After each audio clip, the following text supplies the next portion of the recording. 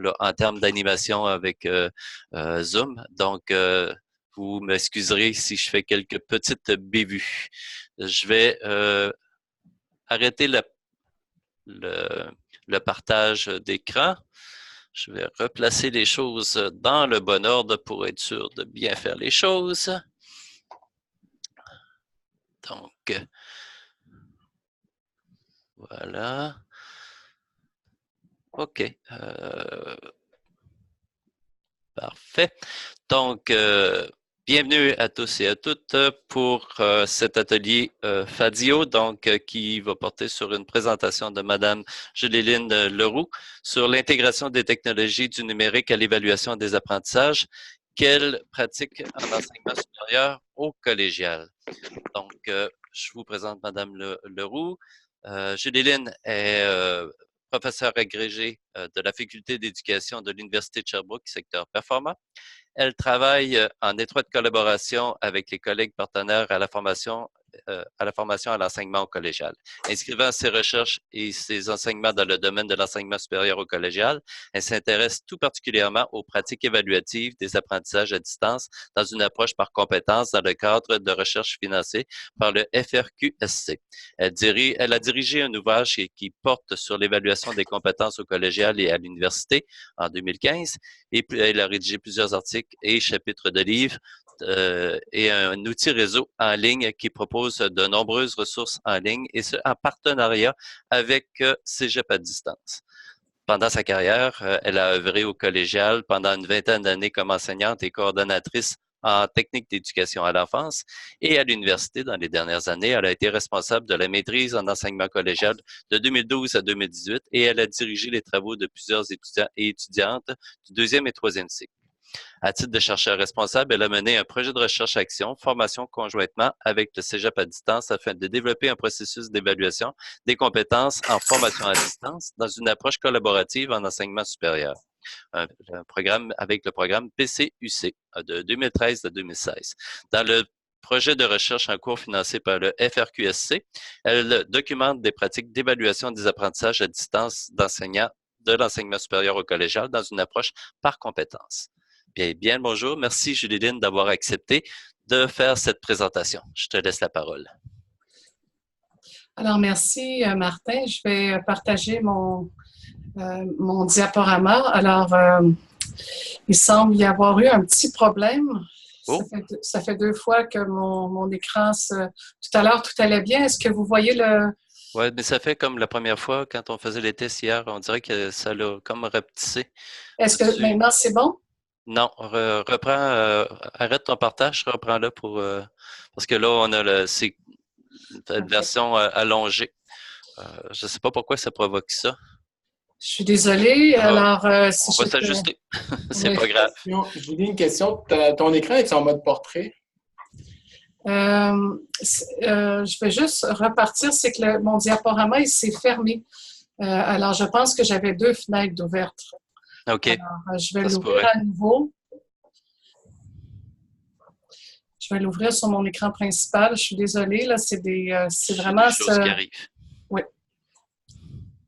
OK. Alors, on essaie à nouveau. Je vais aller dans...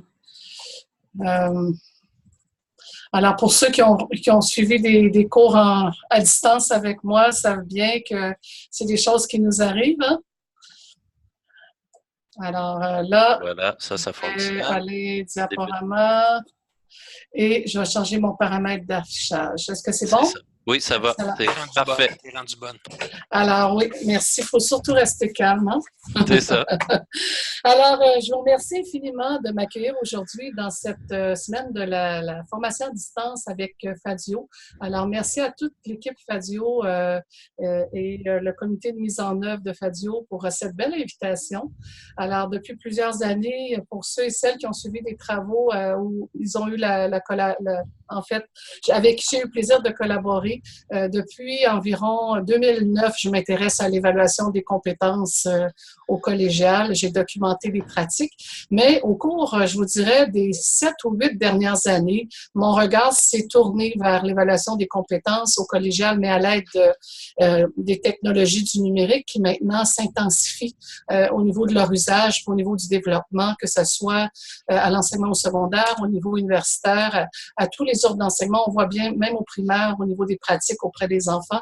Alors, on ne peut, comme chercheur, j'ai vraiment tourné mon regard pour voir comment se développent ces pratiques-là et comment elles émergent au réseau collégial parce qu'elles sont peu documentées. Alors, en plus de remercier l'équipe Fadio, j'aimerais remercier Martin et Bérubé et René Bélanger qui sont là aujourd'hui pour m'accompagner sur le plan technique. Merci infiniment. Et je voudrais aussi remercier les conseillères et les conseillers pédagogiques des établissements d'enseignement collégial et les professeurs ou les enseignantes, finalement, ou les enseignantes ou les professeurs qui ont participé à la recherche. Pour des questions d'éthique, le nom des établissements et des personnes ayant participé ne seront pas divulgués, mais sans leur participation, ce que je vais vous présenter aujourd'hui, je ne pourrais pas le faire. Alors, un gros merci. Et j'aimerais remercier le Fonds de recherche Société et Culture qui ont financé ce projet-là qui va se terminer en 2019. Alors, voici les remerciements. Alors, comme le dit Martin, nous allons aborder vraiment l'intégration des technologies du numérique à l'évaluation des apprentissages et on va aujourd'hui voir quelles sont les pratiques qui se développent au collégial actuellement. La présentation est en 3 temps. Tout d'abord, le contexte, la problématique cadre de référence, la méthodologie, des résultats et une conclusion. Alors, c'est un déroulement classique de recherche. Pour vous faire un petit clin d'œil, tout à droite de l'image de la diapo, en fait, si vous regardez, j'ai mis des photos qui se suivent dans le temps. C'est sans y mettre une ligne de temps, j'ai mis plus des boucles, là, des ronds, mais on voit bien entre la classe traditionnelle qui est tout en haut et la classe qui s'est transformée jusqu'à celle d'aujourd'hui, on voit bien que l'écran et la technologie a vraiment pris une place importante en enseignement supérieur. En avril dernier, j'ai eu la chance d'aller au colloque de la ERA à New York et il y a vraiment un consensus qui se dégage au niveau du développement en enseignement supérieur à travers des écrits d'auteurs. On voit que l'enseignement supérieur, présentement, elle est vraiment convoquée à développer des savoirs en lien avec l'économie de la connaissance. On voit qu'il y a une pression pour qu'il y ait une accessibilité aux études à un plus grand nombre d'étudiantes et d'étudiants à travers le monde. Hein. C'est pas seulement à travers le Québec, mais c'est vraiment mondial comme phénomène. Et dans les écrits et à travers les données, entre autres ceux de Allen, on voit bien aux États-Unis, puis à travers les pays anglo-saxons, puis à travers au niveau canadien aussi, à travers les derniers rapports de Contact Nord et de différentes équipes, on voit que la formation à distance, le e-learning, les MOOC sont en forte croissance à l'enseignement supérieur. Excuse-moi, Julie-Lynn. On me fait remarquer que ta caméra, elle est fermée. Ça se pourrait-tu? J'ai lancé une demande d'ouverture. OK. Parce qu'on voit ton diaporama, mais on ne te voit pas nécessairement. Donc, si tu veux poursuivre, là, ça devrait être réglé. Est-ce que vous me voyez? Là, oui. Elle a dû, j'ai dû accrocher quelque chose, pardon. C'est pas grave.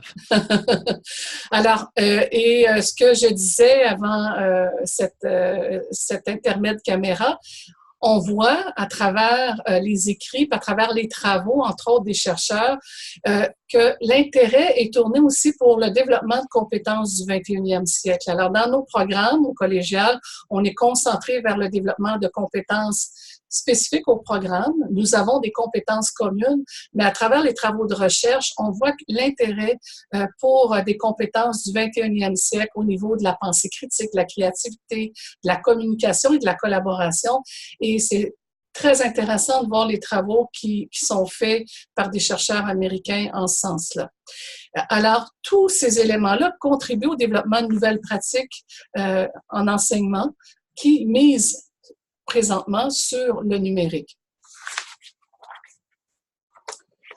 Alors, dans le cadre de cette recherche, je m'intéresse à la formation à distance mais la formation à distance dans un modèle davantage artisanal. Dans les travaux antérieurs que j'ai présentés et qui abordaient la formation à distance dans un modèle centré sur les médias, dans un modèle asynchrone autoportant, lorsque j'ai travaillé avec l'équipe du Cégep à distance, dans les travaux actuels, si vous regardez à gauche de l'écran, le modèle artisanal, c'est un modèle où une même personne sera chargée à la fois de concevoir, de produire le matériel d'apprentissage et de suivre les étudiants à distance et d'assurer leur évaluation. Alors, selon De Pauvert et Orivel, ce modèle-là permet à l'enseignant ou à la personne qui accompagne de concevoir et de suivre l'étudiant. Et ce modèle peut se réaliser autant dans des formations hybrides, dans des formations tout en ligne. Alors, on peut le retrouver dans différents contextes d'enseignement et d'apprentissage. Alors, ce modèle de formation à distance, le modèle artisanal, intègre les technologies de l'information et de la communication, mais il introduit aussi des pratiques évaluatives à l'aide des technologies qu'on connaît peu. Alors, il y a toute une nouvelle culture qui se développe actuellement, qui est documentée progressivement par les chercheurs et qu'on a avantage à connaître. Alors, ce contexte m'a amené à poser la question suivante: quelles sont les pratiques d'évaluation des apprentissages à distance mises en œuvre par des enseignantes et des enseignants du collégial dans une approche par compétences? Alors, cette question-là s'appuie sur le fait qu'une accélération du développement et la nouvelle politique du numérique mise de l'avant par le gouvernement en 2018 va intensifier les pratiques et on sait peu les usages des technologies, quels sont ces usages à ce jour et comment elles se développent, ces pratiques. Alors, notre regard s'est tourné vers l'étude des pratiques des enseignantes et des enseignants. D'entrée de jeu, pour comprendre les pratiques d'évaluation des apprentissages à distance, dans les premières années du projet et à travers la collecte de données et la recension d'écrits, nous avons travaillé à proposer, à définir l'évaluation des apprentissages à distance. Alors, nous définissons celle-ci comme un processus qui consiste à recueillir des informations sur l'apprentissage réalisé par l'étudiant, prendre ces informations et les interpréter en vue de porter un jugement et prendre les meilleures décisions sur la qualité de l'enseignement et le niveau d'apprentissage de l'étudiant. Également, ce processus d'évaluation des apprentissages à distance fait appel à différents degrés à l'intégration d'éthique et des outils du Web 2.0. Également, il est repérable à travers les contextes d'enseignement et d'apprentissage, que ce soit du présentiel enrichi, c'est-à-dire salle de classe avec des technologies, des modes hybrides ou un contexte d'enseignement et d'apprentissage en ligne. Il est repérable aussi à travers les activités d'évaluation dites formelles et informelles, proposées selon des modalités synchrones et asynchrones. Alors, on voit rapidement la complexité de tous les éléments qui sont mis en œuvre pour faire une évaluation des apprentissages à distance. Nous allons poursuivre afin de faire appel à ce processus qui est derrière, en fait, qui habite le processus d'évaluation des apprentissages à distance. Alors, c'est un processus dit classique d'évaluation qu'on retrouve également dans l'évaluation des apprentissages à distance. En enseignement supérieur, on repère quatre grands temps de cette évaluation-là qui, on pourrait aussi mettre en relation ce processus-là avec un processus de recherche. Les grandes étapes sont similaires. Alors, avec ma collègue Louise Beller, c'est ce qu'on relevait à travers les écrits qu'on a fait sur ce processus. Alors, la première étape est celle de l'intention.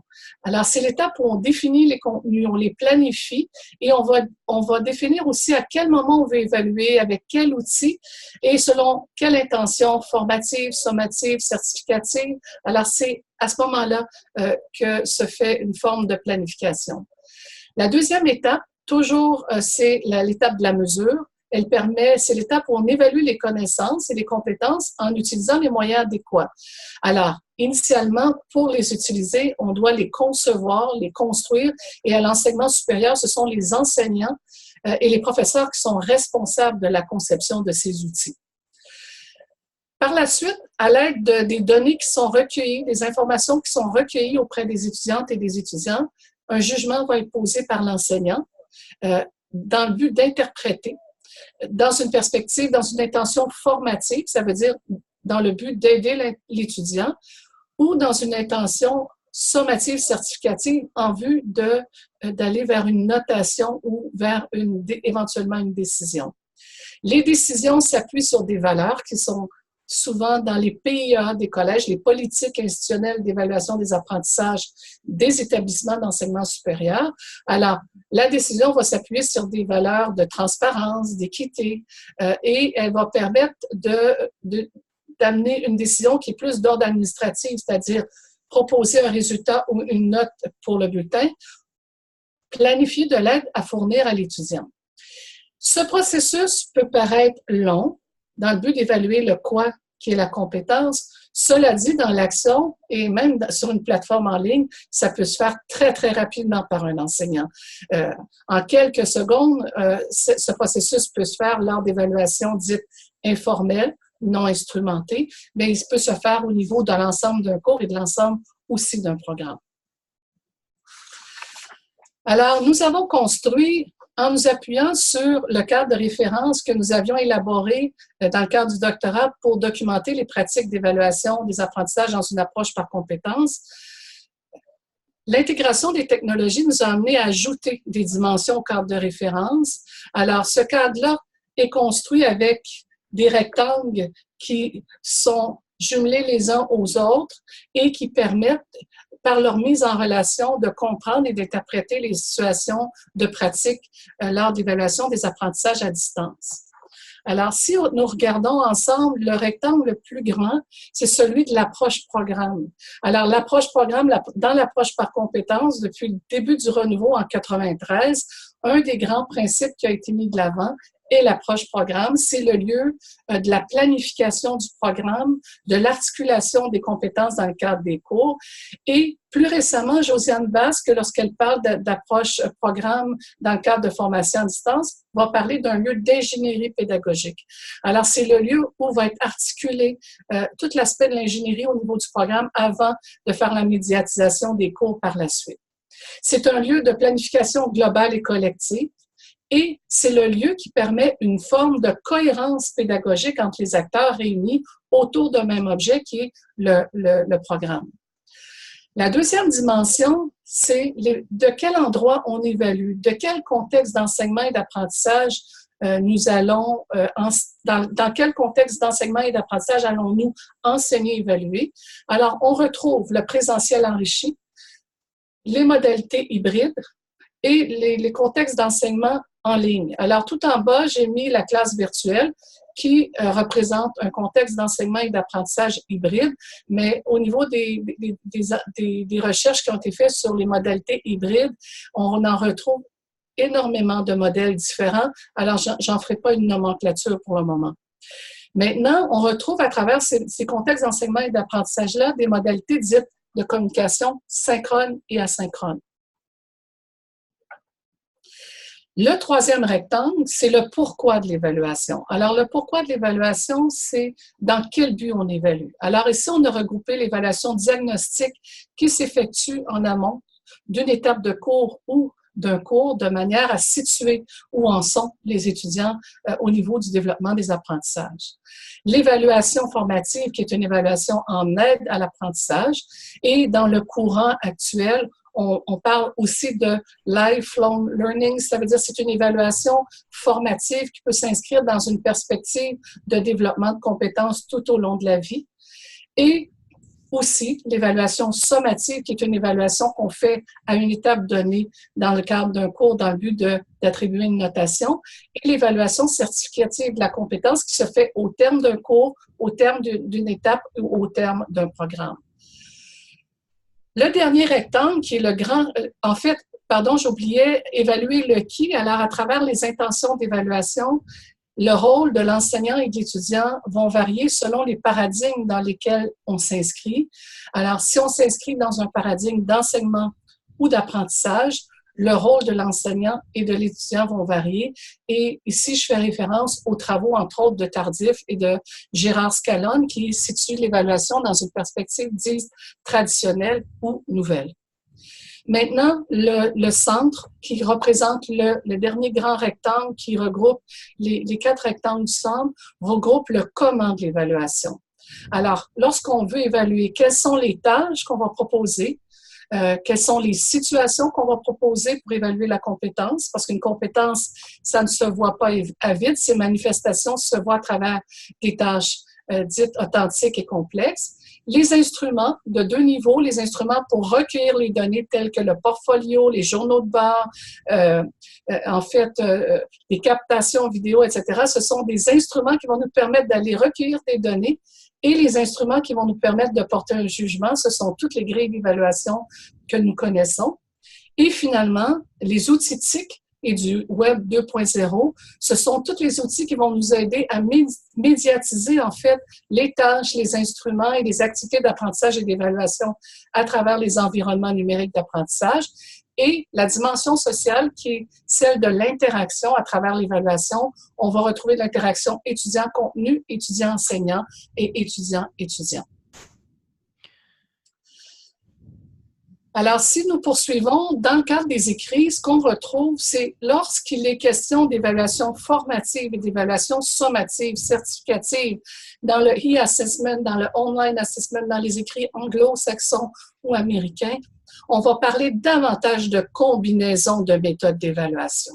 Alors, malgré que j'ai présenté de manière séquentielle chaque objet, lorsqu'on parle d'évaluation intégrant les technologies, on va penser dans un mode beaucoup plus de combinaison et tout ça s'articule les uns aux autres. Et j'aime bien la proposition de Josiane Basque lorsqu'elle parle d'ingénierie, parce qu'effectivement, ici, penser en termes de combinaison va nécessiter une forme d'ingénierie de l'évaluation aussi dans le cadre d'un cours. Pendant que tu changes de diapositive, je voudrais aussi inviter les gens, s'ils ont des questions à poser, de ne pas hésiter. Ils peuvent lever la main dans l'application Zoom ou encore poser la question par le clavardage. Ça nous fera plaisir là, de répéter la question ou de donner les droits de parole.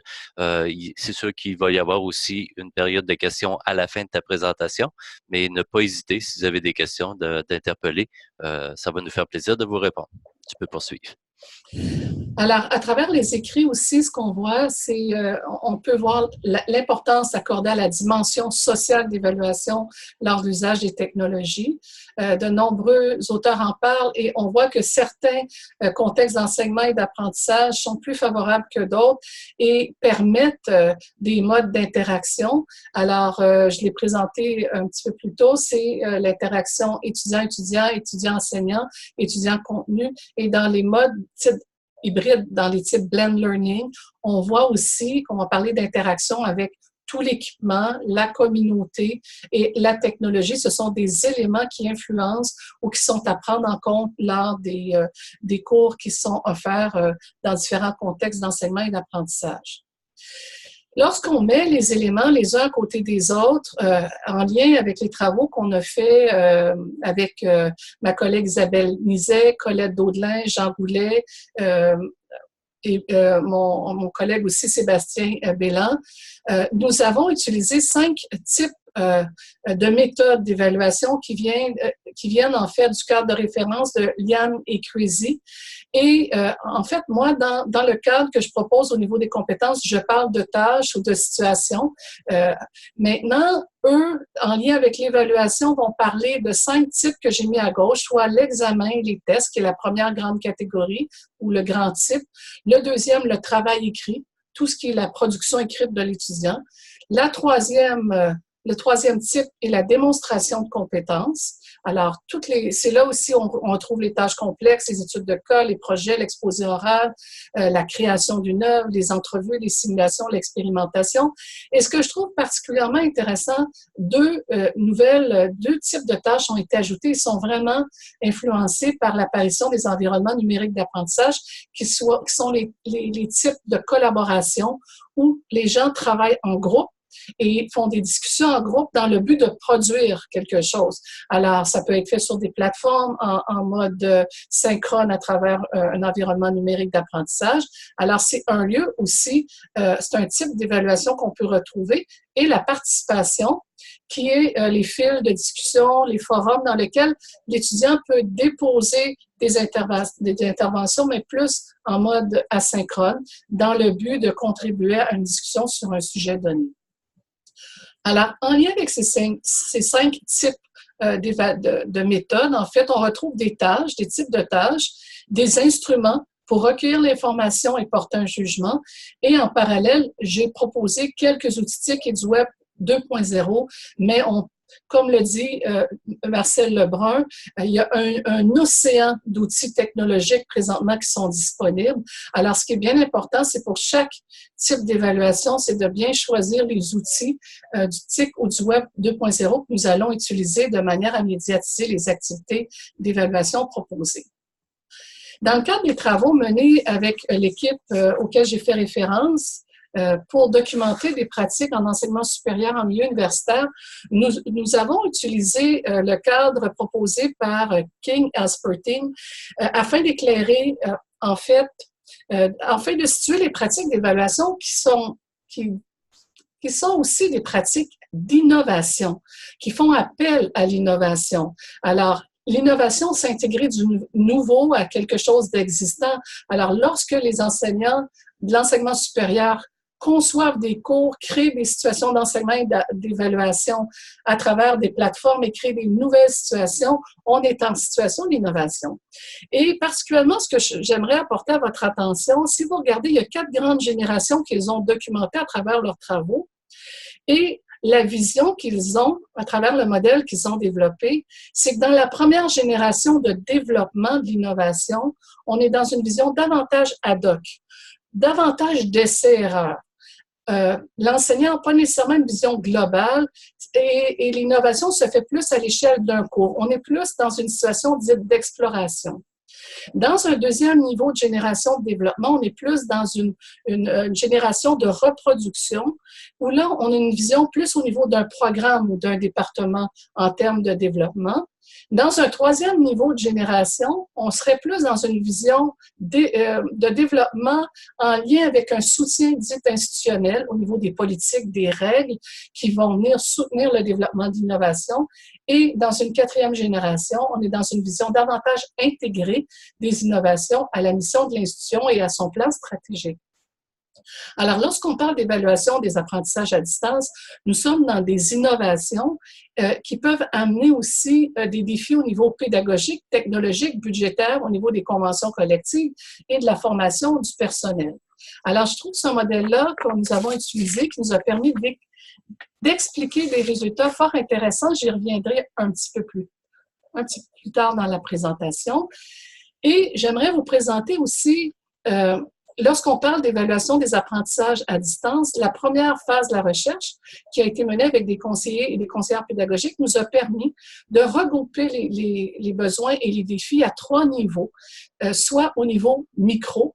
Le niveau micro, ce sont des pratiques évaluatives. C'est là où on est le plus près de l'enseignant dans sa pratique évaluative. Alors, les conseillers, conseillères pédagogiques ont énoncé un ensemble de besoins qui étaient de l'ordre des pratiques lorsque l'enseignant évalue dans un ou plusieurs cours. Les besoins et les défis au niveau méso sont des besoins et des défis qui se situent au niveau du programme, au niveau de l'ingénierie pédagogique menée à l'échelle du programme. Et le troisième niveau, qui est le plus englobant, qui est le niveau macro, concerne les politiques et les ressources de l'enseignement supérieur ou de l'établissement. Ce modèle va être diffusé, il a été présenté à Fadio l'an dernier, et il va être présenté dans un article scientifique. Cela dit, les exemples vont être présentés en fonction de chacun des niveaux. Excuse-moi, Julie-Lynn. Il y a une question en provenance de Nicole Perrault qui demande dans les types d'instruments proposés dans la diapositive, type tâches, instruments et outils, est-ce que tu as eu des exemples, est-ce que tu as des exemples à offrir pour chacun d'eux? Parce qu'elle trouve que ça serait pertinent pour les guides d'accompagnement d'un projet éthique qui s'adressera aux enseignants dans le cadre de référence qui sera hébergé chez ProfWeb. Nicole, oui. Si tu souhaites compléter, je t'invite à ouvrir ton micro. On va avoir nos cadres de référence qui vont se retrouver hébergés chez ProfWeb, nous autres guides d'accompagnement. Je me disais, est-ce que ça serait intéressant? Tu sais qu'on veut se faire parler aussi nos cadres de référence pour que les enseignants puissent s'y retrouver facilement là-dedans. Fait que là, je me dis, si tu proposes un examen et test, des quiz, des examens pour un portfolio numérique ou une grille d'évaluation, une grille de co-évaluation, si on avait des exemples à offrir aux enseignants, me semble que ça serait intéressant. Parce que je me demandais si tu avais ce type de ressources-là en main. Ta question est pertinente, Nicole. En fait, dans l'esquisse qu'on a fait du cadre de référence là, dans le déploiement qui va être fait sur ProfWeb, pour chacun des types, il va y avoir des liens vers déjà des récits de pratiques sur ProfWeb et des exemples de pratiques qui sont documentés par la recherche. Parce que là, je vais arriver à la présentation de résultats et effectivement, pour que les gens puissent se repérer, on va aller dans ProfWeb chercher dans les récits de pratiques ceux qui seraient déjà en lien avec ces catégories-là. Parfait. Merci, Julie-Lynne. Est-ce que ça répond à ta question? Par ailleurs, de mon côté, parce que je sais que pour les blogs, les wikis, puis les tweets, en tout cas, Twitter, on a des exemples, nous autres, qui ont été développés par Michel Deschaines, de grilles d'évaluation. On va se partager ça. Parfait. Mais merci beaucoup. Au plaisir, Nicole. Alors, si je peux poursuivre, en fait, l'objectif, c'est de comprendre, de cette recherche, de comprendre les pratiques évaluatives des apprentissages à distance d'enseignantes et d'enseignants du supérieur au collégial dans un programme en approche par compétences. Alors, la deuxième phase de les résultats que je vous présente concerne la description des pratiques d'évaluation formative et sommative certificative des apprentissages à distance d'enseignantes et d'enseignants du collégial pour un cours. Et nous allons analyser les pratiques des apprentissages à distance recueillis auprès des enseignants quant aux dimensions des moments de l'évaluation, des tâches, des instruments, des outils TIC, des rôles de l'étudiant et de l'enseignant. Alors, voyez-vous, on est vraiment dans le noyau du centre du cadre de référence que j'ai présenté et on va regarder les résultats avec le cadre que j'ai présenté initialement. Alors, cette phase-là de recherche s'appuie sur une méthodologie de type qualitative interprétative. Alors, j'ai procédé à des entrevues semi-dirigées de 90 à 120 minutes qui ont été enregistrées sur Cisco WebEx en mode audio-vidéo. Et le guide d'entretien a été développé à partir des travaux que j'avais faits en 2010 dans le cadre de mon doctorat et des travaux réalisés avec l'équipe de Nizet et al. Alors, l'échantillonnage était non probabiliste, alors nous sommes dans une recherche de type qualitative. 14 enseignantes et enseignants du collégial ont participé. Ils proviennent de 6 établissements et nous avons fait l'analyse et la synthèse des données qui nous a donné un arbre, une structure, en fait, dans lequel on a fait une analyse de type inductive modérée puisqu'on est influencé par le cadre de référence qui a été enrichi des résultats. Et de codage de données, les données ont été codées selon les grandes dimensions du cadre que vous avez vu, soit l'approche programme, le contexte d'enseignement et d'apprentissage, l'intention d'évaluation, les méthodes, les besoins et les défis. Les besoins et les défis sont en grisé puisqu'ils ont émergé à travers le discours des enseignants, bien que nous avions utilisé ces thèmes-là auprès des conseillères et des conseillers pédagogiques. Les enseignantes et les enseignants nous ont aussi parlé de leurs besoins et de leurs défis. Maintenant, au niveau des résultats, les enseignantes et les enseignants qui ont participé à la recherche 8 d'entre eux proviennent de la formation régulière, 4 de la formation continue et 2 de cours de mise à niveau dans différents programmes. Alors, principalement, les cours, 7 des cours ont une durée de 45 heures, 5 avaient une durée de 60 heures et 2 cours avaient une durée de 75 heures. Alors, d'entrée de jeu, on voit l'hétérogénéité des programmes. Alors, on n'est pas dans des programmes essentiellement de formation régulière, on est aussi à la formation continue et dans les mises à niveau. Alors, on voit déjà à travers cet échantillon de participants et de participantes, une diversité en termes de durée de cours et de provenance des cours dans les programmes. Dans les contextes d'enseignement et d'apprentissage, un cours visait un contexte d'enseignement et d'apprentissage de présentiel enrichi. Parmi les 14 enseignants, 11 des cours étaient vraiment en mode hybride, en blend ou en mix, et 2 étaient vraiment à 100% des cours en ligne. Maintenant, si on regarde dans le petit encadré tout à droite, on voit que 9 des 14 enseignants privilégient les modes synchrones et 4 des modes synchrones et asynchrones, et on voit que moins d'enseignants, en fait, dans les pratiques présentées, un seul enseignant, finalement, va utiliser des modes asynchrone. Ce qu'on pourrait dire par rapport à cet état de fait, en fait, par rapport à ces résultats, c'est que dans son rapport, le Conseil supérieur en 2015, lorsqu'il a parlé de la formation à distance, il expliquait qu'on connaissait peu les pratiques d'évaluation en mode synchrone. Et ce qu'on peut voir aujourd'hui dans les résultats qui sont présentés, ceux-ci se déroulent principalement dans des modes synchrones et des modes hybrides de formation, dans des contextes de formation hybride. Au niveau des outils du TIC et du Web 2.0, si vous regardez tout en bas de la présentation, on voit qu'une diversité d'outils TIC et du Web. Alors, on voit que les plateformes institutionnelles, les intranets, qui sont quand même installées dans les collèges depuis de nombreuses années, alors ça fait plus de 15 ans qu'on a intégré les intranets dans les établissements, on voit que l'ensemble des enseignants utilisent l'intranet. Au niveau des plateformes numériques d'apprentissage, on voit que 5 des enseignants utilisent ces plateformes à travers les 14 enseignants. Les plateformes de vidéoconférence, 12 des enseignants les utilisent et on voit qu'ils utilisent toutes sortes de logiciels, des outils web, du Web 2.0 pour la publication, le partage, la discussion. Alors, de nombreux enseignants les utilisent et certains d'entre eux évoquent l'utilisation d'équipements informatiques tels que les caméras, les numériseurs. Et 2 enseignants ont évoqué l'usage de matériel didactique en ligne déjà préparé. Alors, ce qui est intéressant lorsqu'on regarde de peu plus près les outils du Web 2.0, on voit que les enseignants, en fait, plusieurs d'entre eux utilisent Google Suite, tous les logiciels sur la suite Google. On utilise YouTube, Screenomatic, Google Drive. Alors, on voit que les logiciels ou les applications gratuites sont utilisées par les enseignants à travers leurs pratiques évaluatives. Dis-moi, Julie-Lynne, pour revenir à la diapositive précédente par rapport au synchrone asynchrone, est-ce que ça va un peu, les pratiques enseignantes sont-elles influencées par leur vécu d'enseignants spécifiquement? Parce qu'on dirait qu'ils ont tendance à vouloir reproduire l'ambiance de la classe. Est-ce que je me trompe?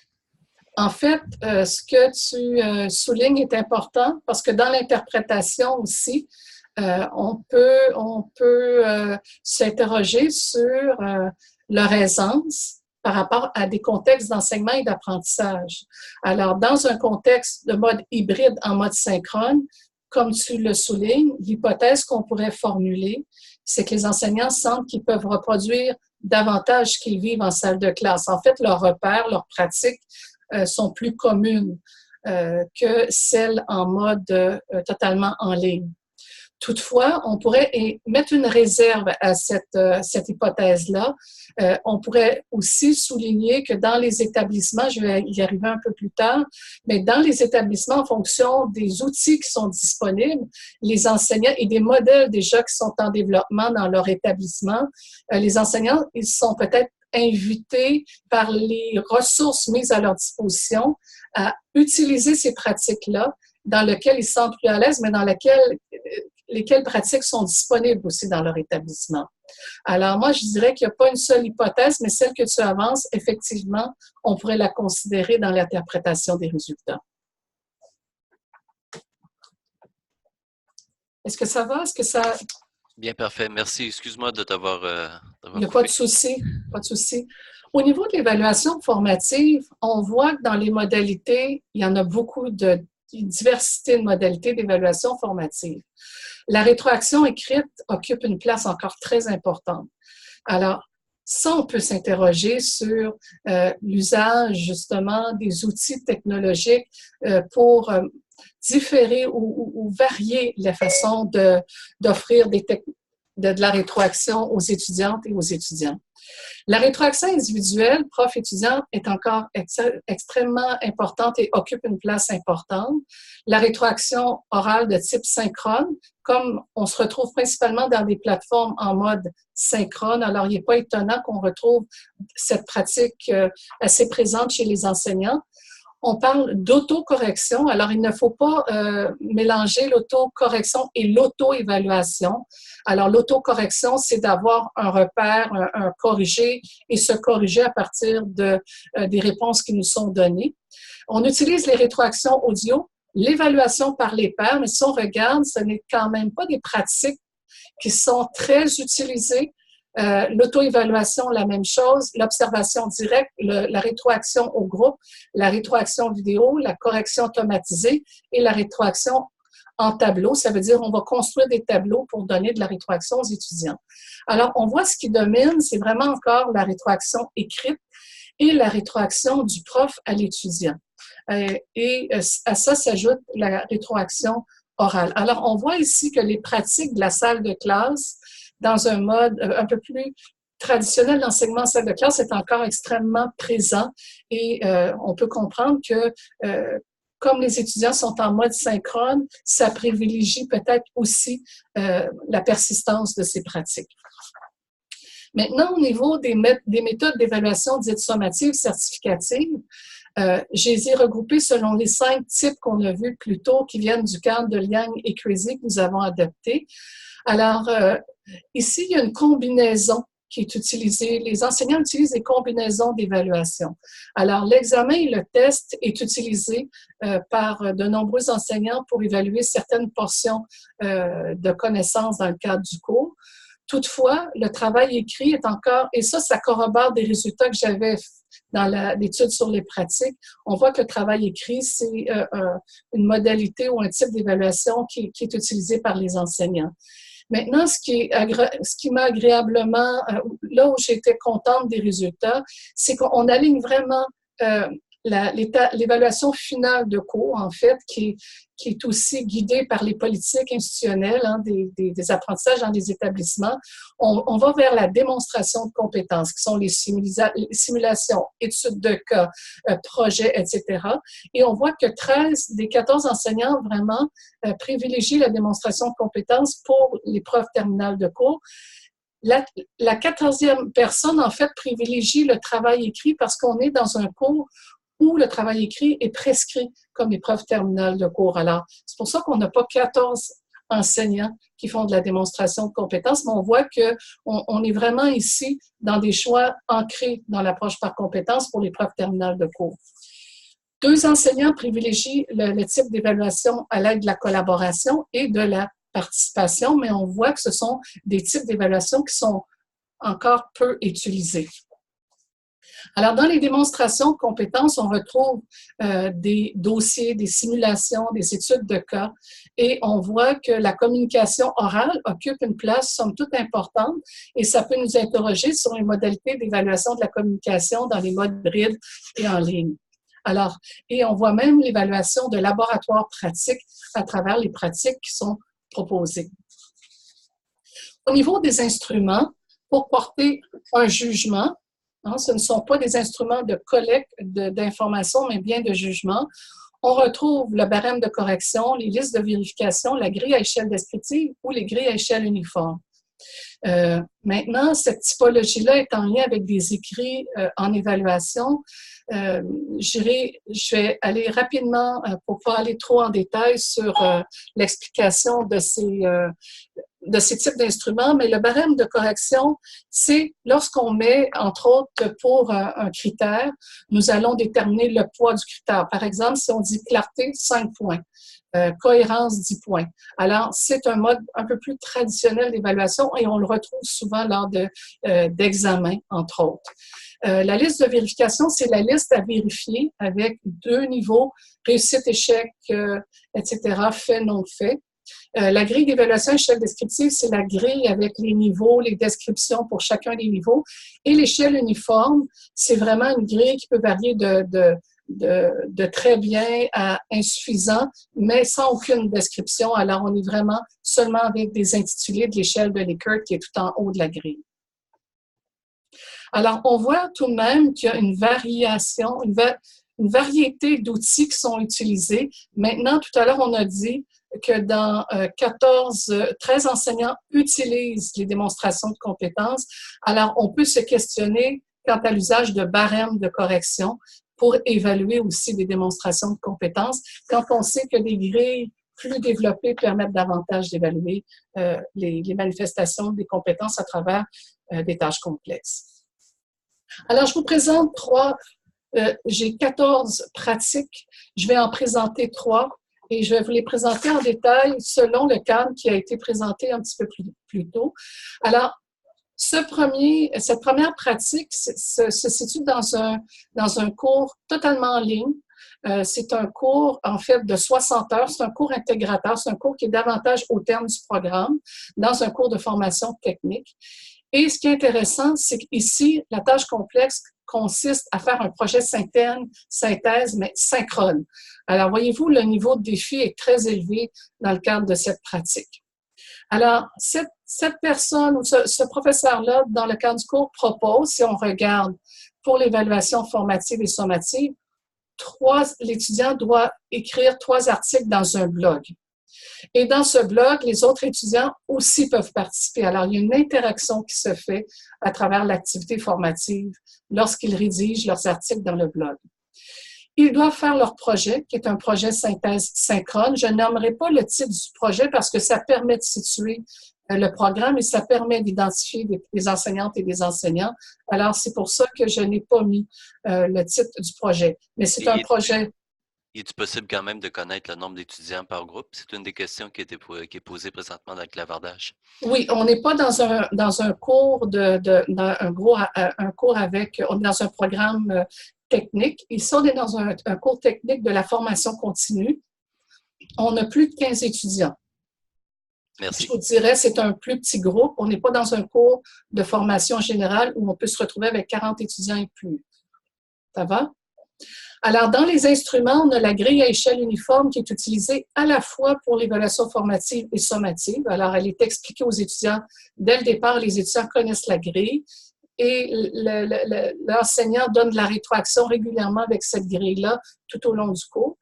Et il y a aussi des questionnaires quiz à réponse courte qui sont utilisés pour des évaluations formatives et qui se déroulent sur la plateforme Moodle en ligne. Alors, ce qui est intéressant ici, comme on est dans un cours intégrateur, il y a 3 compétences qui sont évaluées de manière terminale. Et à travers les tâches et les instruments, pour médiatiser le cours qui se déroule en mode synchrone en classe virtuelle sur l'outil Blackboard, l'étudiant a accès à toutes les ressources et les travaux sur la plateforme Moodle. Alors, on voit qu'il y a 2 endroits où le cours se déroule de manière simultanée. Il y a un usage aussi de Google Drive pour tout le suivi des projets avec les étudiants. Les travaux sont écrits dans Drive avec des outils de type Word. On utilise Acrobat, entre autres, pour faire compléter les grilles et donner de la rétroaction avec les grilles à échelle uniforme. L'intranet est utilisé ici de la plateforme institutionnelle pour communiquer les résultats et les étudiants ont créé un espace Facebook pour le groupe.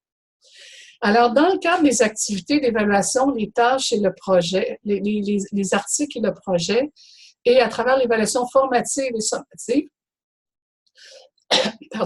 il y a de l'interaction étudiant-contenu, étudiant-étudiant, étudiant avec l'enseignant et l'étudiant tout en groupe. Donc, question de te permettre de reprendre une gorgée.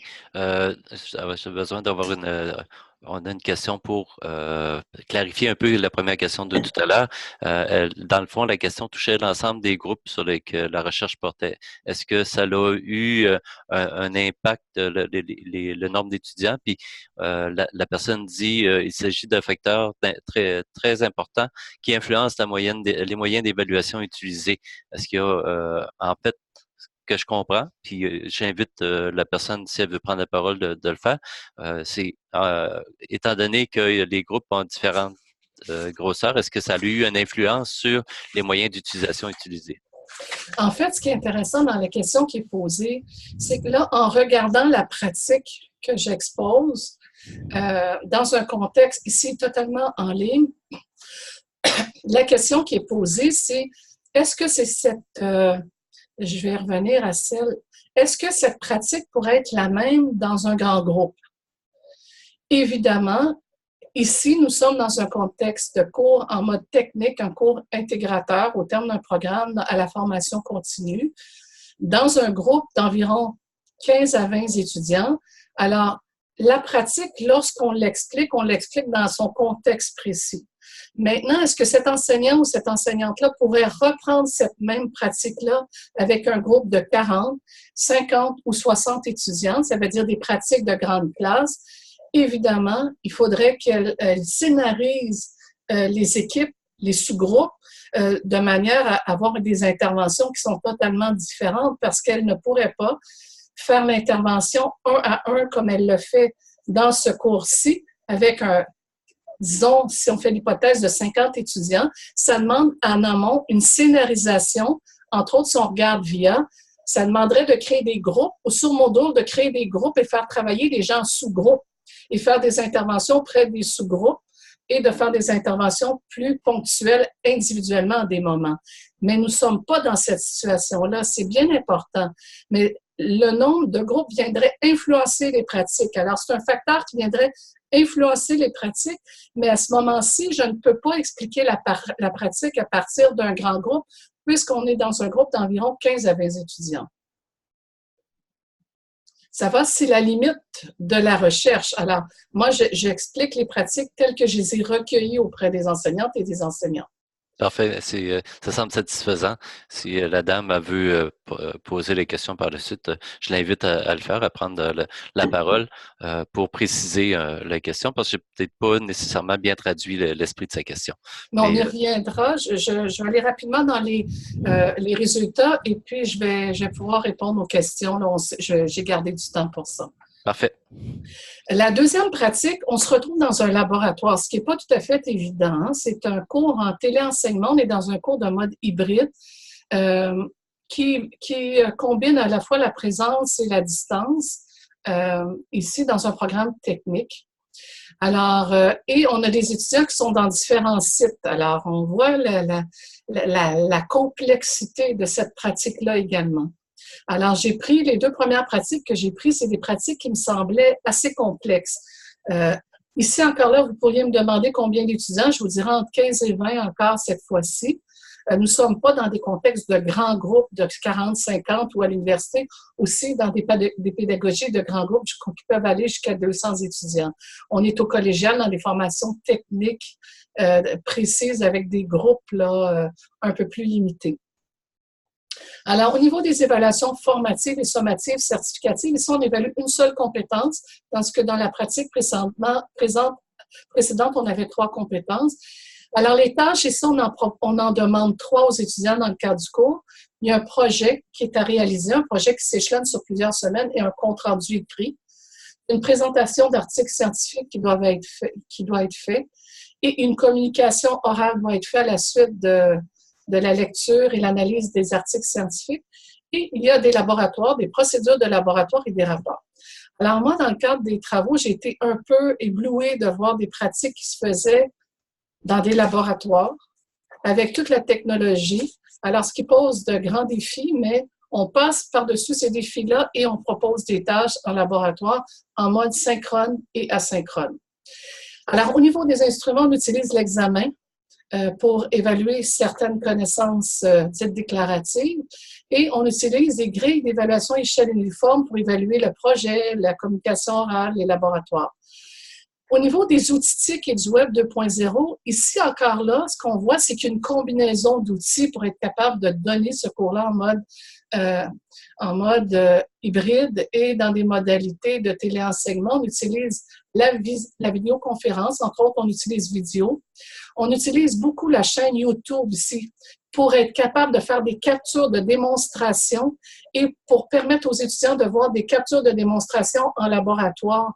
Alors, le professeur va s'enregistrer, va déposer des captures vidéo qui vont permettre à des étudiants de visionner ce qui est fait en laboratoire aussi, et ça permet à l'enseignant de poser des questions à partir des vidéos qui ont été réalisées. On utilise toute la suite Google, les logiciels proposés sur la suite Google. On utilise la suite Office et on utilise pour la communication des documents, des résultats et des plans de cours, etc., davantage l'intranet du collège qui est la plateforme institutionnelle.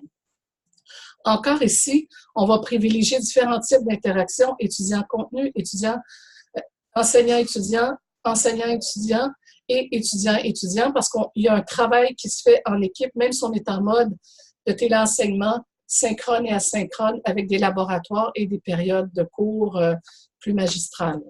Alors, ici, ce qui est intéressant, et dans la pratique précédente, les professeurs se disent des accompagnateurs, des guides, des collaborateurs, et on voit vraiment qu'ils mettent de l'avant le rôle actif de l'étudiant, à la fois lors de l'évaluation que lors des mises en situation qui sont proposées. La dernière pratique que je vous présente, c'est la troisième. Je pourrais vous présenter les 14 comme ça, mais j'ai limité à 3. Ici, on est dans une salle hybride de téléenseignement aussi. On est dans un cours de 45 heures qui se donne en multisite.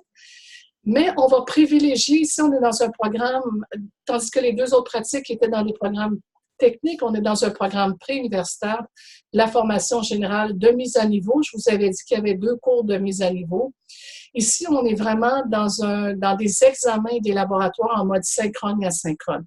Alors, dans la compétence qui est évaluée, une seule compétence, on voit qu'on transpose ce que tu disais, Martin, là, un petit peu tout à l'heure. On voit plus une transposition des pratiques qui est effectuées en salle de classe dans l'environnement numérique. Alors, on va proposer des laboratoires, des démonstrations filmées, des exercices comme tâches. Dans les instruments, on va poser beaucoup de questions. Il y a plusieurs examens. Pour chaque étape, pour chaque module, il y a un questionnaire, un examen. L'examen final est proposé et on va utiliser des barèmes de correction. Alors, on se retrouve ici dans une perspective beaucoup plus traditionnelle d'évaluation. Toutefois, on voit dans les outils technologiques le défi que ça peut poser. On utilise VIA au niveau de la vidéoconférence, YouTube pour la présentation des vidéos qui sont captées pour présenter aux étudiants, les démonstrations filmées. On va utiliser le Dropbox pour la communication des documents, la caméra, les fichiers PDF et Messenger pour l'envoi et la réception des questionnaires, des corrections, etc. On va utiliser beaucoup le courriel d'établissement pour envoyer et recevoir des messages sécurisés. Et encore, cette fois-ci, on utilise l'intranet, la plateforme institutionnelle du collège. Ici, l'interaction, elle est beaucoup entre l'étudiant et le contenu, à travers les exercices et le laboratoire, et beaucoup plus important que dans les autres cas.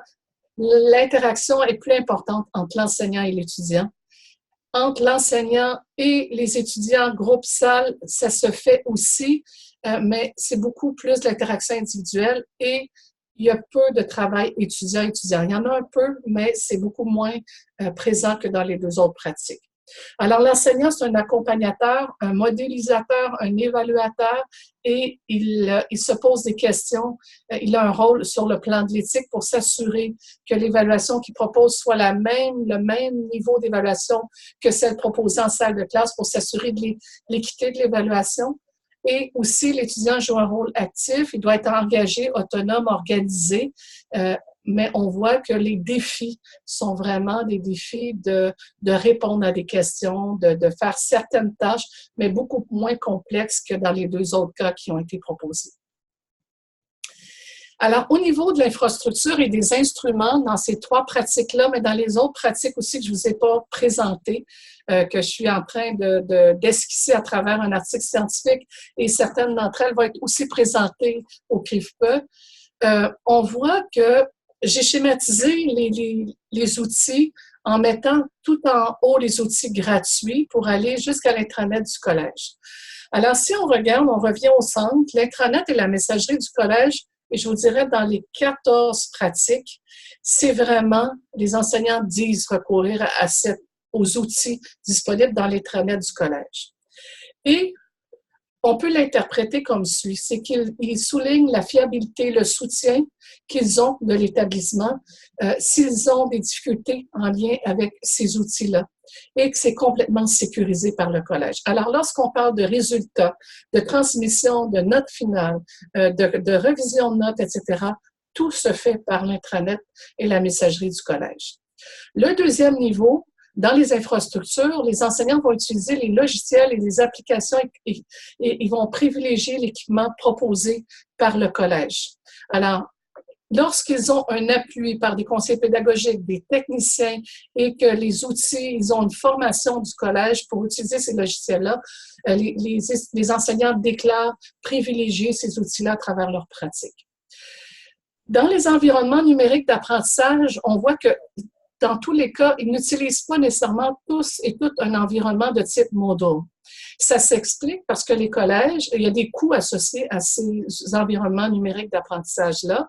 Alors, lorsqu'ils peuvent, ils les utilisent, mais on voit qu'ils les combinent aussi à des environnements, à d'autres plateformes qui sont gratuites ou des plateformes de visioconférence qui vont permettre d'interagir avec les étudiants lorsque ces environnements-là ne sont pas intégrés à Moodle. Alors, il y a une combinaison qui va être faite. Et hors institution, on voit qu'ils vont privilégier davantage les outils institutionnels et certains d'entre eux vont aller vers des outils gratuits, simples d'usage pour les étudiants, mais on va les utiliser davantage pour l'évaluation formative, moins pour l'évaluation certificative ou sommative, pour des questions de sécurité, d'interopérabilité, c'est-à-dire de transfert d'informations et de fiabilité. Alors ici, on voit vraiment la combinaison des outils et ça pourrait expliquer que certaines pratiques sont mises de l'avant, entre autres. Tout à l'heure, Martin, quand tu disais, est-ce qu'on voit qu'ils transposent des pratiques qui ressemblent à la salle de classe, mais moi, j'avance l'hypothèse que dans certains milieux, on offre aux enseignants des environnements numériques d'apprentissage, des environnements de visioconférence, l'accès à certains logiciels et à un intranet et à un accompagnement et une sécurité lors de la mise en œuvre de pratiques, ce qui permet aux enseignants de combiner toutes ces ressources-là. Sinon, je suis pas certaine que les enseignants vont aller de l'avant avec toute cette combinaison-là d'outils pour proposer des pratiques dites certificatives ou sommatives, parce qu'il y a une question de crédibilité d'évaluation lors de ces types d'évaluations-là. Alors ça, c'est des premiers résultats d'interprétation qui sont importantes selon moi, c'est-à-dire que les pratiques pourraient varier selon les outils disponibles aux enseignants, et selon aussi la familiarité que les enseignants ont avec les outils qui leur sont proposés. Alors, les constats auxquels j'arrive, c'est qu'on voit que les enseignants qui ont déclaré les pratiques et celles que j'ai présentées œuvrent dans un modèle dit artisanal. Alors, c'est eux qui planifient, qui conçoivent l'évaluation, qui conçoivent les instruments, les mises en situation, qui les médiatisent à travers les plateformes et les environnements numériques dans lesquels ils travaillent. On voit que le contexte hybride et de communication synchrone sont privilégiés. Alors, les pratiques que je vous ai présentées, les 3 premières pratiques, on est vraiment dans des modes qui privilégient quand même le synchrone.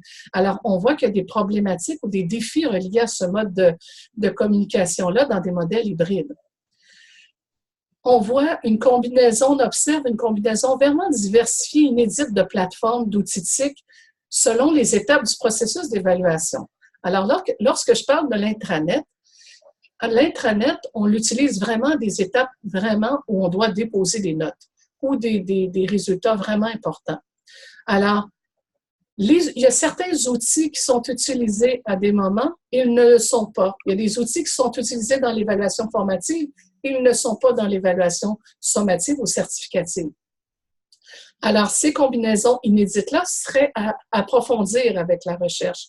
Alors, pourquoi on utilise telle combinaison plutôt que telle autre pour l'évaluation formative, sommative et certificative? Je pense que ce serait une piste importante à approfondir dans les modes de type synchrone.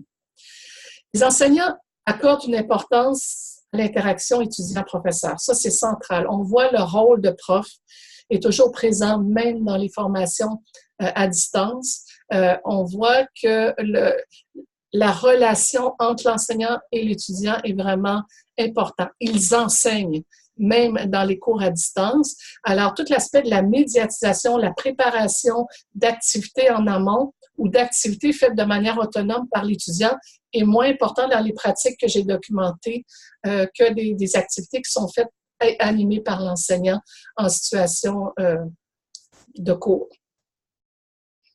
La démonstration de compétences, j'en ai parlé tout à l'heure, est vraiment présente. Alors, on voit que les prescriptions de la commission, en fait, les grandes lignes données par la commission d'évaluation de l'enseignement collégial dans la mise en œuvre des politiques d'évaluation qui guident les collèges à mettre en œuvre des pratiques en lien avec l'approche par compétences. On voit que les épreuves terminales de cours visent la vérification ou l'atteinte de la compétence au terme du cours. Alors, cette pratique-là que j'avais documentée à travers mon étude sur les pratiques en 2010, on voit qu'elle est toujours présente chez les enseignants, même si on est dans des cours à distance.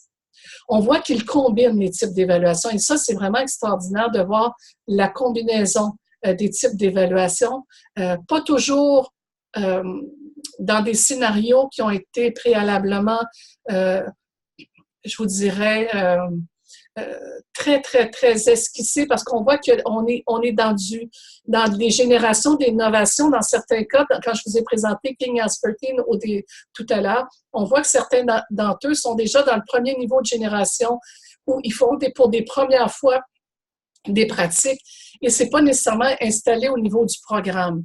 Alors, on voit qu'ils combinent des types d'évaluation comme ils le font en salle de classe, mais moi, j'interprète en disant que les pratiques ne sont pas encore stabilisées. Elles sont vraiment en développement. Et on voit les différentes modalités de rétroaction, mais je pense qu'il y a beaucoup de place encore pour créer des mises en situation qui permettent une plus grande autonomie, une capacité de l'étudiant pour s'évaluer, faire plus d'auto-évaluation, d'évaluation par les pairs et de la co-évaluation prof-étudiant, ce qui permet aux étudiants de travailler en équipe pendant qu'on peut donner justement de la rétroaction en sous-groupe et permettre l'avancement du cours. En terminant, j'ai mis les résultats de cette deuxième phase de recherche en lien avec les 3 niveaux, macro, méso, micro, de la première phase de recherche où on avait identifié des besoins et des défis à ces 3 niveaux-là. Je vous rappelle qu'au niveau macro, c'est le niveau des défis au niveau de l'établissement. Alors, ce qui est intéressant dans les propos des enseignants, c'est qu'ils ont souligné l'importance de la disponibilité, l'adéquation des ressources afin qu'ils puissent proposer de l'évaluation des apprentissages à distance. Ils parlent beaucoup de l'adéquation des ressources pédagogiques et technologiques et de la disponibilité de ressources humaines et administratives lorsqu'ils doivent faire de l'évaluation. Alors, surtout quand ils ont des pépins lors de la planification, ils ont vraiment besoin de ces ressources-là et ces ressources-là doivent être offertes, selon eux aussi, au niveau de l'établissement. Ils ont besoin aussi de soutien au niveau macro pour s'assurer d'une mise en œuvre de pratiques qui soit juste, équitable, équivalente.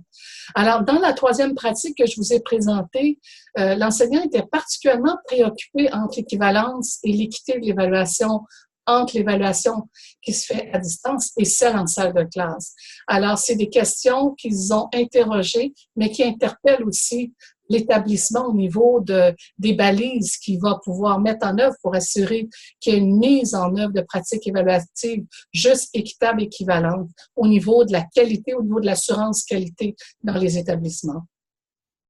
Évidemment, ils interpellent l'adaptation de certaines politiques qui devront être adaptées en lien avec les pratiques d'évaluation à distance. Et aussi, ils interrogent les modalités pour assurer la sécurité, la crédibilité, l'intégrité des évaluations. Et au niveau macro, c'est-à-dire qu'ils aient les outils, les ressources pour s'assurer de ça dans le cadre d'un cours. Et aussi au niveau macro, dans les défis qu'ils interpellent, c'est tout l'aspect des choix de l'établissement. Il faut s'assurer que les choix soient adaptés à la clientèle pour que la clientèle puisse utiliser ces outils-là facilement et que ces outils-là permettent une sécurité puis un transfert d'informations. Ce qu'on appelle l'interopérabilité, c'est qu'on puisse utiliser les informations, par exemple, sur la plateforme Google SOWORD qu'on peut transférer dans sur une autre plateforme. Le transfert des informations est important pour conserver des traces. Alors, au niveau macro, on voit des défis qui avaient été identifiés par les conseillers pédagogiques qui ont été aussi nommés par les enseignants à travers leurs pratiques. Sur le plan méso, ils ont identifié l'importance, on est au niveau du programme, l'importance de la concertation et des décisions en équipe programme.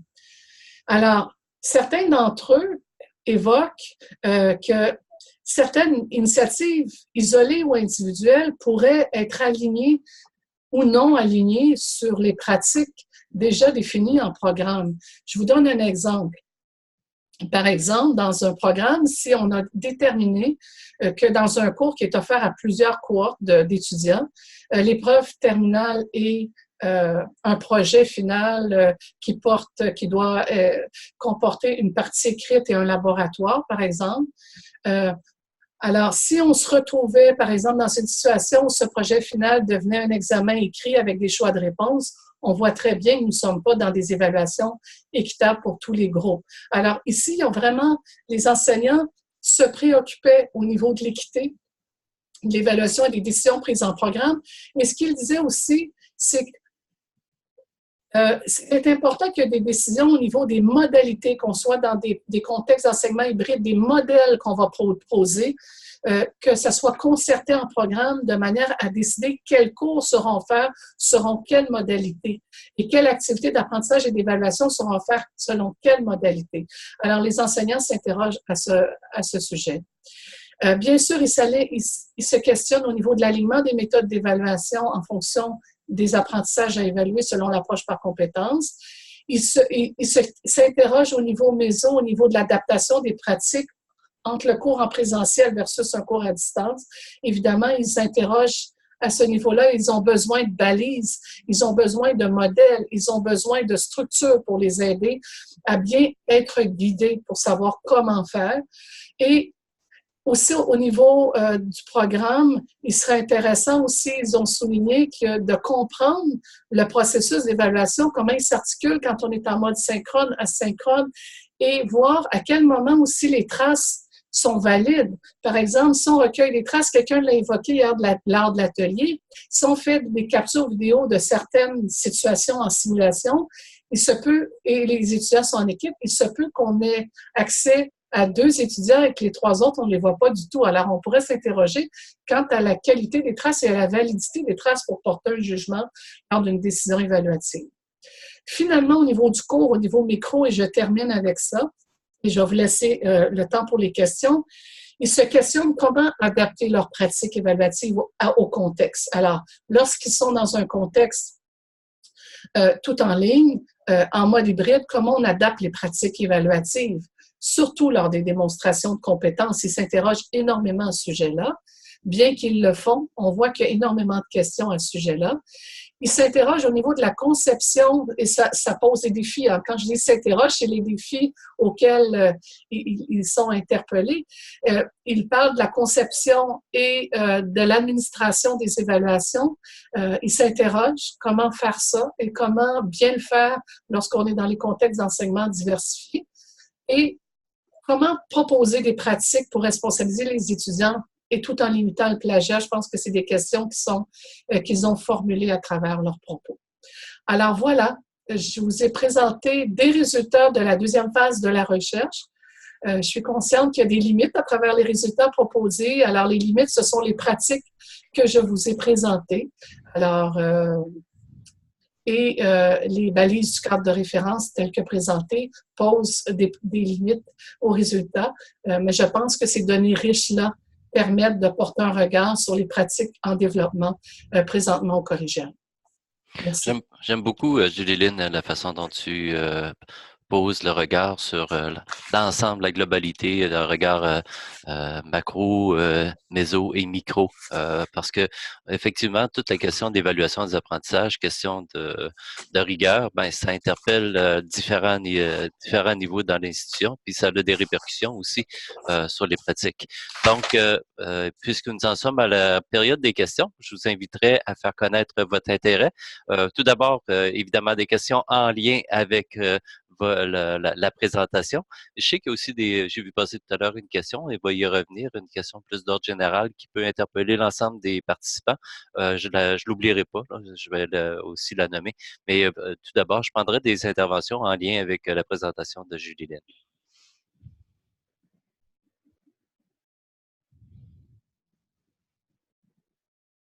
Donc, dans le clavardage présentement, on a des félicitations, des remerciements, puis si vous avez des questions d'éclaircissement en lien avec le cadre de référence, ce qui est proposé, je vous invite à en faire, de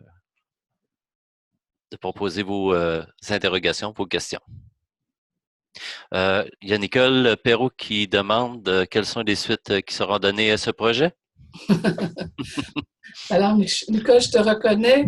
Alors, dans les suites, il y a des articles, il y a un article justement sur les besoins et les défis là, qui est en révision, qui va être présenté, qui a été accepté au GIREF, qui est un article international en mesure d'évaluation. Alors, il y a un autre article aussi qui est en cours au niveau des présentations des pratiques et du cadre de référence. Ça, c'est plus au niveau de mes travaux des travaux de chercheurs. Maintenant, au niveau des retombées du cadre et des résultats, évidemment, il y a un projet avec ProfWeb de déployer, comme tu le soulignais un petit peu plus tôt, Nicole, le cadre de référence de l'évaluation des apprentissages à distance sur ProfWeb et le faire parler au cadre de référence de l'activité aussi, et mettre ce cadre de référence-là en lien avec des exemples de pratiques qui sont très, très riches et disponibles sur ProfWeb et qui n'arrêtent pas d'être alimentés, mais donner un cadre pour interpréter ça davantage. Voilà, ça, ce sont des projets. Évidemment, dans les projets futurs, ben, je souhaite qu'il puisse y avoir des études à plus grande échelle qui pourront être inspirées de cette recherche-là pour aller voir les pratiques de manière qui se développent, mais à plus grande échelle à travers les programmes dans les collèges. Je trouve que ça serait important que ça puisse être fait de telles études. Alors, voilà, mais il va y avoir des projets de recherche qui vont suivre celle-ci, évidemment, qui vont pouvoir être, comme je vous dis, un peu plus larges et pouvoir porter un regard sur les pratiques en cours, là. Question en provenance de Karine. Dans le clavardage, donc, à la lumière de tes recherches, considères-tu que les établissements scolaires devront obligatoirement se tourner peu à peu vers l'enseignement en ligne, considérant l'évolution des technologies? En fait, ce que j'entends dans la question, est-ce que l'évaluation en ligne, pour vous, ça veut dire totalement en ligne ou selon différents contextes d'enseignement et d'apprentissage? Je pense que c'est plus grand que ça. C'est l'enseignement en tant que tel qui est ciblé dans ce cas-ci.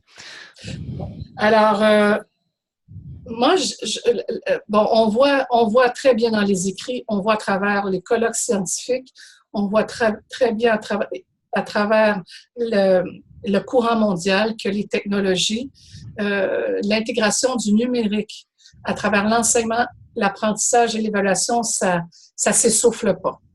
Ça s'essouffle pas. Toutefois, on voit aussi à travers des recherches que les modalités hybrides sont des modalités très riches parce qu'elles permettent un soutien en présence à l'étudiant et aussi des modalités à distance à l'aide des technologies. Alors, quels sont les modèles que les établissements ou l'éducation va privilégier pour pouvoir offrir une formation de qualité et assurer la réussite de ses étudiants et ses étudiantes? Je pense qu'il va y avoir des études de modèles qui vont être faites. Faire une formation totalement en ligne, on le voit et les études le démontrent que le taux de persistance des étudiants est beaucoup moins élevé que dans des modalités dites hybrides. Alors, selon moi, il va y avoir des études qui vont venir éclairer les choix, mais il va y avoir des intégrations qui vont se faire, selon moi, qui vont être variables selon les ordres d'enseignement, selon les cours, selon les programmes. Mais je ne pense pas qu'il va y avoir une intégration qui va être uniforme partout. Ça serait, selon moi, une dérive importante. La réussite des étudiants est encore au centre de tout ça. Le développement des apprentissages, le soutien à l'apprentissage de l'étudiant est vraiment au centre des pratiques et doivent, selon moi, le demeurer. Et la technologie est au service de ça. Alors, quelles sont les modalités, quels sont les outils les mieux qui nous servent le mieux pour arriver à nos fins, à nos objectifs selon les programmes? Je pense qu'il faut nuancer tout ça pour arriver à des décisions au niveau des établissements et au niveau des programmes. Merci.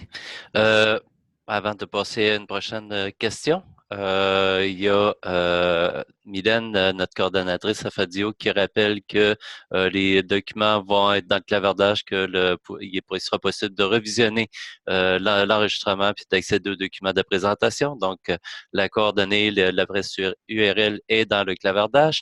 D'ailleurs, elle souligne aussi que demain matin, il y a un atelier aussi de 9h à 11h sur un atelier qui porte comme nom My Blueprint Education Planner. Donc, c'est un atelier qui est offert en anglais. On a notre ami David qui, dans la suite de la question de Karine, qui pose la question, que diriez-vous à un syndicat qui s'oppose catégoriquement au développement de l'enseignement en ligne? Prenons par exemple, 3 petits points, un cégep dans votre ville. En fait, de la même ville que l'université auquel vous appartenez. Bien, en fait, moi, ce niveau de résistance-là dans les défis, là, dans les besoins et les défis, lorsque les conseillers pédagogiques ont participé à la première étude, quand on a déterminé les besoins et les défis là, au niveau, je vais y arriver, macro, entre autres, le défi de revoir les conventions collectives était énoncé. En même temps, quand il y a des transformations pratiques, ça crée de la résistance, ça crée des craintes. Comme je le disais plus tôt à la question juste avant qui a été proposée, moi, là, je pense pas que la technologie, c'est la réponse à tout, hein. Je pense que la technologie, c'est un mouvement de fond qui est irréversible. Maintenant, c'est comment on va l'utiliser dans nos salles de classe, comment on va amener les acteurs, ça veut dire les enseignants et les étudiants à les utiliser pour avoir des pratiques de qualité puis avoir la réussite de nos étudiants. Alors, quand les enseignants s'opposent à ça, moi, ce que j'entends, c'est qu'il y a des craintes qui sont derrière ça. Des craintes d'avoir une uniformisation, une standardisation des pratiques, un contrôle par des outils technologiques. Et ça, je pense que ça va être important que ça soit discuté. Ils ont sûrement des craintes d'une non-reconnaissance aussi de la tâche, parce que lorsqu'on utilise les technologies, dans les défis, je ne les ai pas nommés tous les défis qu'on a recensés à travers les groupes de discussion avec les conseillers, mais la partie de planification de cours est beaucoup plus importante. La médiatisation des outils, des étapes d'enseignement et d'apprentissage sont beaucoup plus longues. Et telle qu'elle est faite, la convention collective, elle n'est pas faite pour reconnaître tout ce temps de travail-là présentement. Alors, le développement des cours en ligne n'est pas considéré présentement dans les tâches des enseignants. Alors, évidemment, dans la structure actuelle, les conventions collectives sont considérées pour l'enseignement en classe et je peux comprendre les enseignants d'avoir certaines résistances parce que les technologies n'amèneront pas des solutions à tout et ils ne sont pas prêts non plus à prendre ce virage-là pour tous les cours, dans toutes les conditions et d'une seule façon. Alors, je pense que leur résistance ou leur non-adhésion à l'utilisation des technologies au niveau collégial est le reflet de certaines craintes qui sont tout à fait justifiées, qu'il va falloir prendre le temps d'écouter et de mettre sur la table de manière à pouvoir amorcer une intégration progressive des technologies dans le cadre de certains cours et de certains programmes. Oui, effectivement, les craintes sont en lien beaucoup avec toute la question aussi du contexte présentement qu'on retrouve économique et social, dans le sens que pénurie de main-d'œuvre, pénurie de main-d'œuvre qualifiée, on le voit dans les écoles primaires, manque d'enseignants qualifiés. Donc, les gens ont peur un peu de dire, au lieu d'enseigner dans une classe en présence, vous allez enseigner dans une classe à un groupe de beaucoup d'étudiants parce que ça va combler un déficit en termes de main-d'œuvre qualifiée. Il y avait Nicole qui voulait intervenir, mais je ne la vois plus dans la liste. Je ne sais pas si elle a quitté. Est-ce que tu m'entends? Oui, vas-y. Okay. Alors, 2-3 petites choses. Tantôt, il y a quelqu'un qui s'est posé la question, la FAD, est-ce que c'est fait pour s'étendre mur à mur?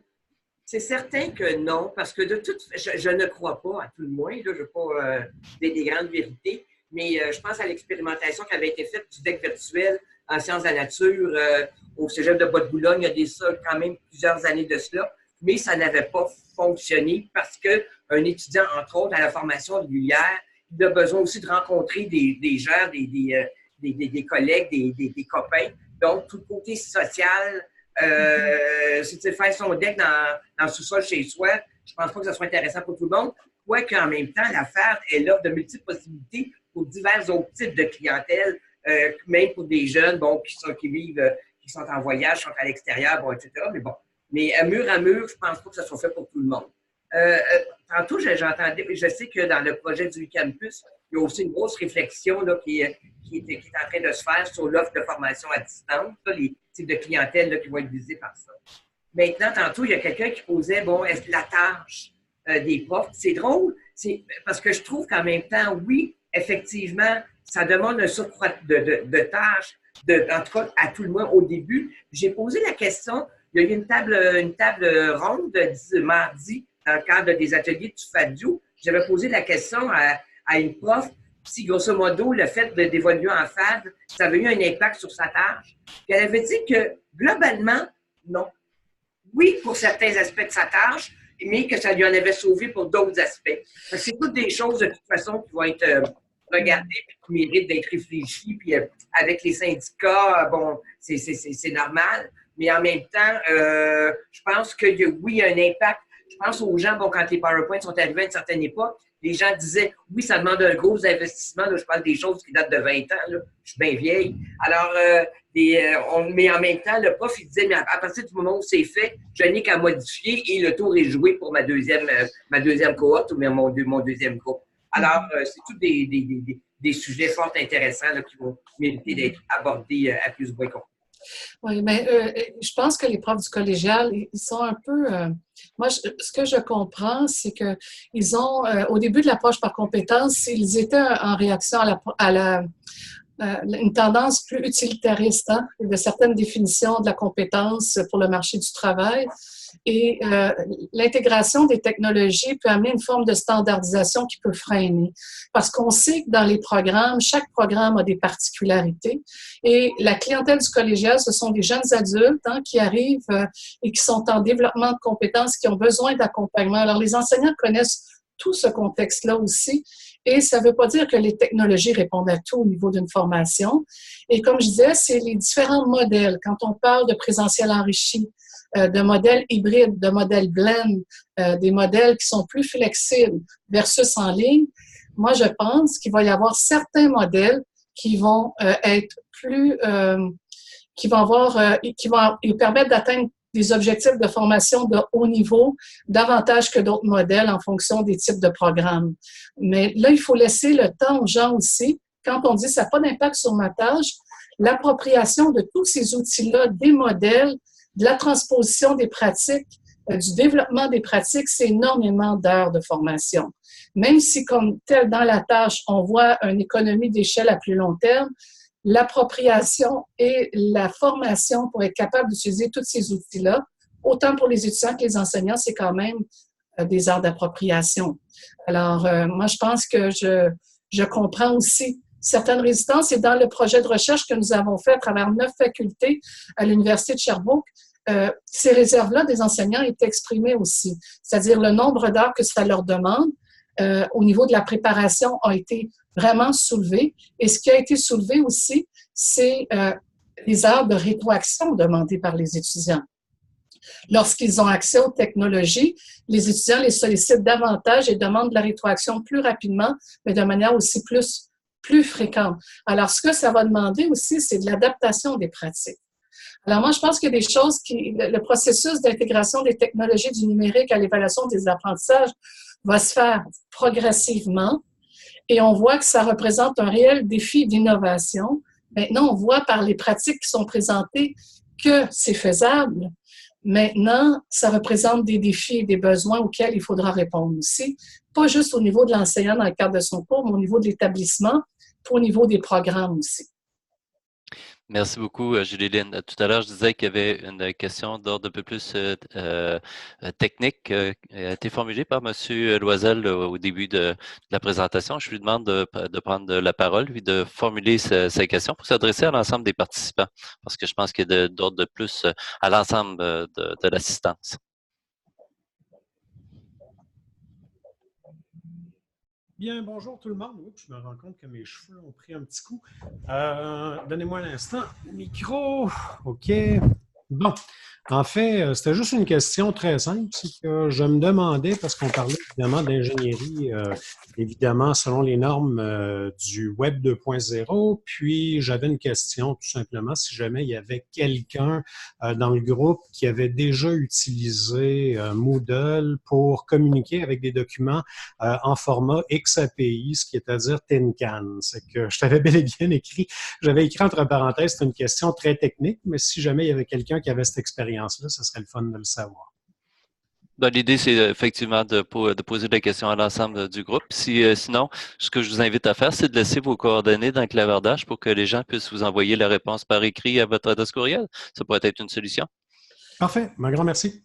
Mais bienvenue. Merci pour la question. En fait, dans les pratiques que j'ai documentées, personne n'avait utilisé ça. À ce moment-ci.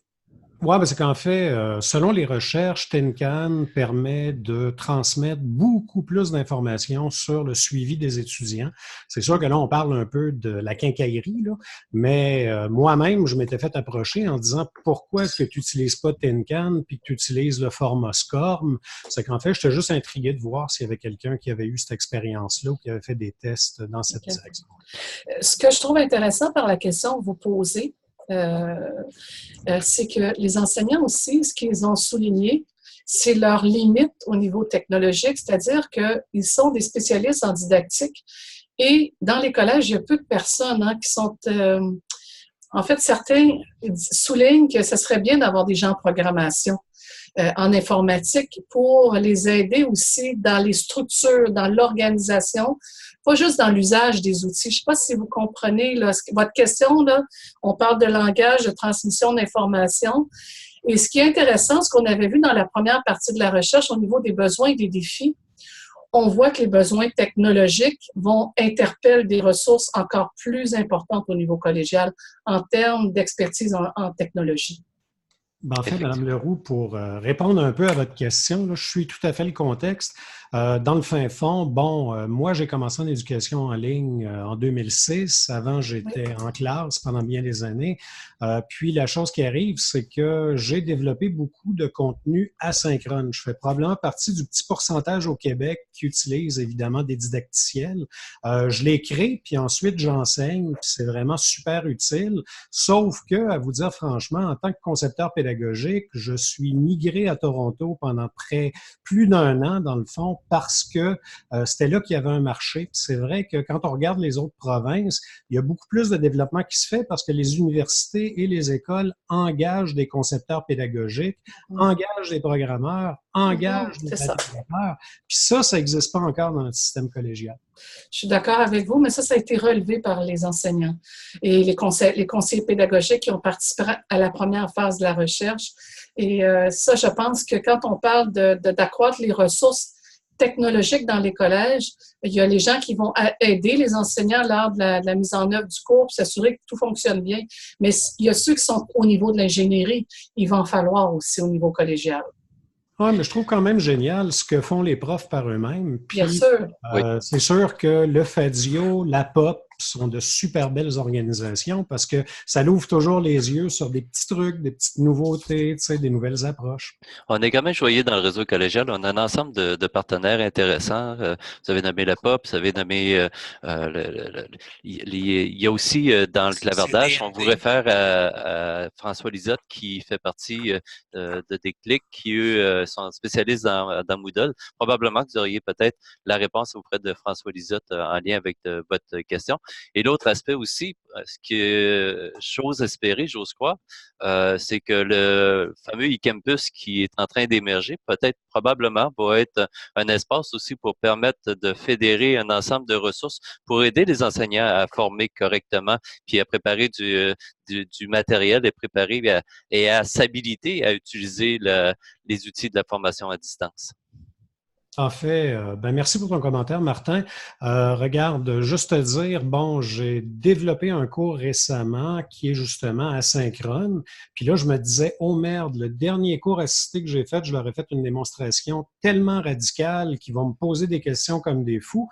Puis non, j'ai pas une question parce que j'ai tellement mis de vidéos, de médias, de questions interactives à l'intérieur de la partie asynchrone que c'est comme, pour le moment, c'est le silence. Sauf que la bête apparaît toujours le jour avant la remise.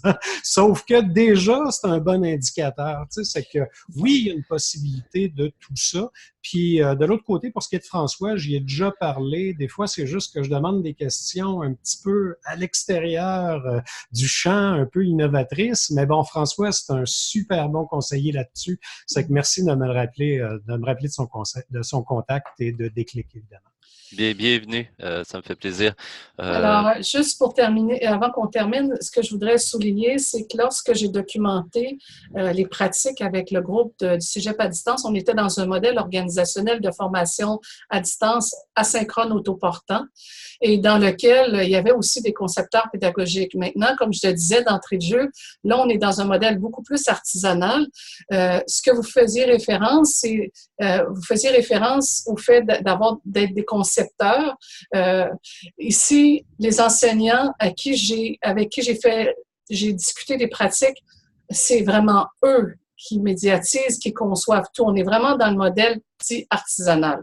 Oui. Alors, je voudrais vraiment souligner ça parce que c'est important de le souligner au niveau des modèles de formation à distance. On n'est ni dans un modèle industriel à grande échelle, ni dans un modèle centré sur les médias tel que le fait le Cégep à distance avec toute une équipe de concepteurs, de producteurs et de tuteurs et de tutrices aussi. Parfait. Écoutez, dernière observation, dernier commentaire de ma part. Je pense que effectivement, je suis d'accord avec toi par ce qui est le principe où on se retrouve dans un modèle artisanal. Fadio, je pense que c'est une façon de se donner des outils justement pour sortir de ce côté artisanal-là. Je prends l'intervention de M. Loisel. Je pense qu'on va garder comme idée que ça pourrait être intéressant qu'il vienne témoigner, lui, de sa pratique au niveau asynchrone. On a eu beaucoup de témoignages pendant notre semaine de la FAD concernant des pratiques synchrones.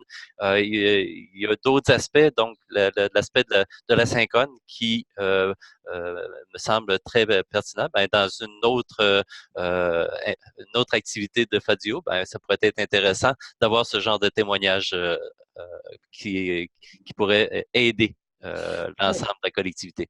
Et lors de la dernière rencontre des partenaires de Fadio, lorsque j'ai présenté l'ensemble des résultats des besoins et des défis au niveau macro, méso, micro, la collaboration entre les groupes, entre les établissements, entre les différentes associations et entre les enseignants d'un même département ou un même programme et des enseignants qui donnent le même cours, tous ces niveaux de collaboration-là avaient ressorti aussi.